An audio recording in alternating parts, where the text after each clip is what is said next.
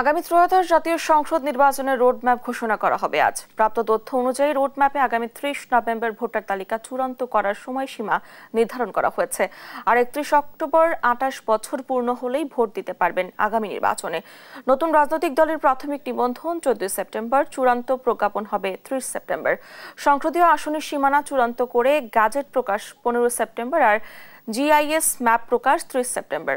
নিবন্ধিত রাজনৈতিক দল সহ অংশীজনদের সঙ্গে সংলাপ শুরু সেপ্টেম্বরের শেষ সপ্তাহে। কারাবন্দীদের কাছে পোস্টাল ব্যালট পৌঁছাবে ভোটের ২ সপ্তাহ আগে। দেশীয় পর্যবেক্ষক সংস্থার নিবন্ধন চূড়ান্ত ১৫ নভেম্বর। ভোট কেন্দ্রের চূড়ান্ত তালিকা প্রকাশ করা হবে ৫ অক্টোবর। আর ভোটের ২৫ দিন পূর্বে চূড়ান্ত ভোট কেন্দ্রের গ্যাজেট প্রকাশ করবে ইসি।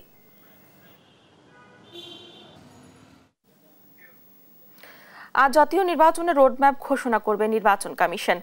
এ নিয়ে আরো জানাতে সরাসরি যুক্ত হচ্ছেন সহকর্মী শিউলি রায়। শিউলি, কখন রোডম্যাপ ঘোষণা করা হতে পারে? রোডম্যাপ নিয়ে আর কি কি তথ্য আছে আপনার কাছে, জানাবেন আমাদের। নির্বাচন কমিশন ভবনে এবং আমরা কিছুক্ষণ বলেছেন যে ঠিক ২:৩০ নাগাদ আপনার হচ্ছে এবং সাধারণত নির্বাচন রোডম্যাপ ঘোষণা করে থাকে। যে এই নির্বাচনকে কেন্দ্র করে তারা কিন্তু আসলে তফসিলের আগে এইগুলোর মধ্যে আমরা যেটা আসলে ওনার সাথে কথা বলে জানতে পেরেছি এবং অংশীদার এবং সুজন